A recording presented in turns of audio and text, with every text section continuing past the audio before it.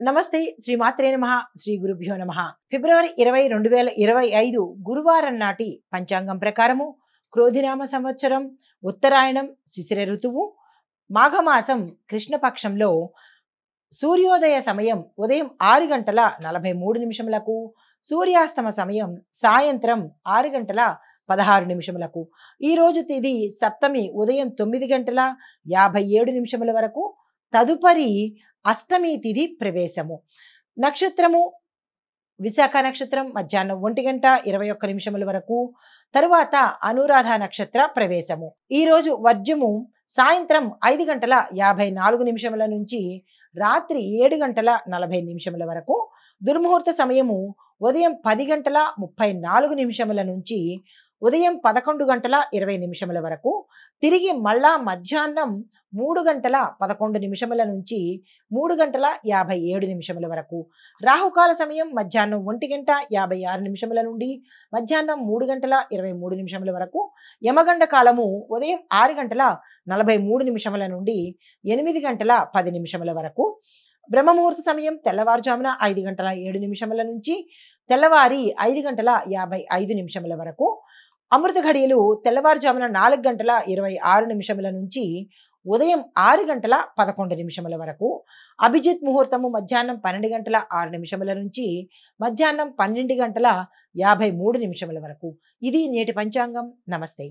ఫిబ్రవరి 20వ తారీఖు 2025 సంవత్సరం నాటి గ్రహస్థితులు దిన ఫలితాలలో భాగంగా మేషాది ద్వాదశ రాశుల వారికి గ్రహాల యొక్క స్థితిగతులు ఎలా ఉంటున్నాయి, వారి వారి యొక్క రాశుల మీద ఈ గ్రహాల ప్రభావము ఎలా ఉండబోతోంది, ఫలితాల మిశ్రమ ఫలితాల లేదా అశుభ ఫలితాల అనే అంశాన్ని పరిగణలోకి తీసుకుని గ్రహస్థితి ప్రకారంగా చూసినట్టయితే సూర్యుడు కుంభరాశిలోను, చంద్రుడు మకర రాశిలోను, బుధుడు కుంభరాశిలోను, శుక్రుడు మీనరాశిలోను, కుజుడు మకర రాశిలో ఉచ్చ స్థితిలో ఉన్నాడు, గురుడు వృషభ రాశిలోను, శనీశ్వరుడు కుంభరాశిలో స్వగ్రహ స్థితిలో ఉన్నాడు, రాహువు మేషరాశిలోను, కేతువు తులారాశిలోను సంచారం చేస్తున్నారు.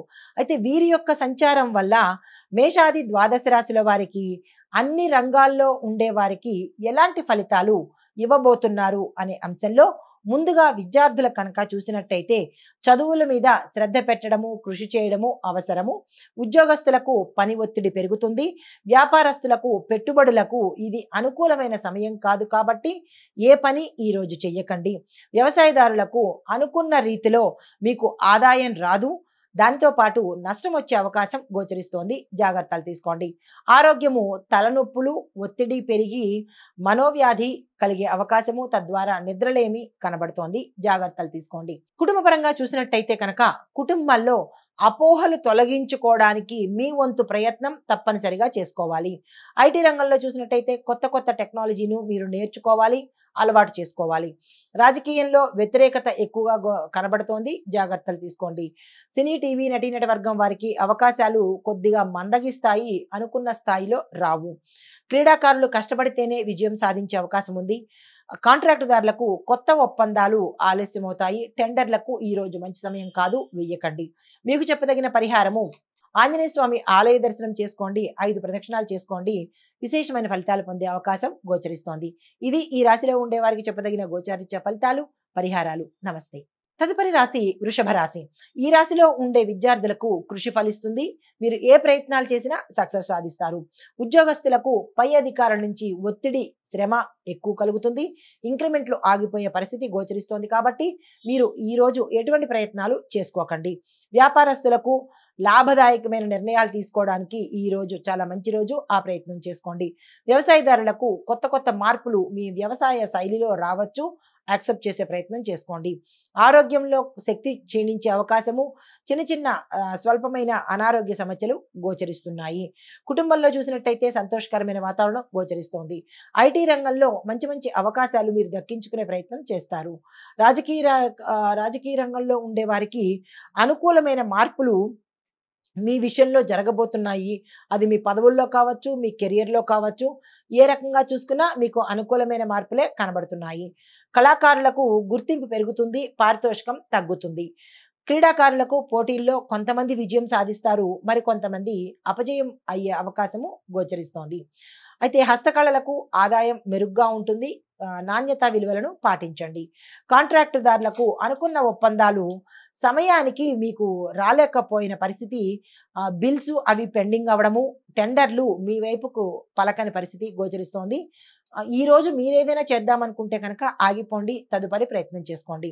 మీకు చెప్పదగిన పరిహారము, కాలభైరవాష్టకాన్ని తప్పనిసరిగా చదివే ప్రయత్నం చేయండి. ఇది ఈ రాశిలో ఉండే వారికి గోచారరీత్యా చెప్పదగిన ఫలితాలు, పరిహారాలు. నమస్తే అండి.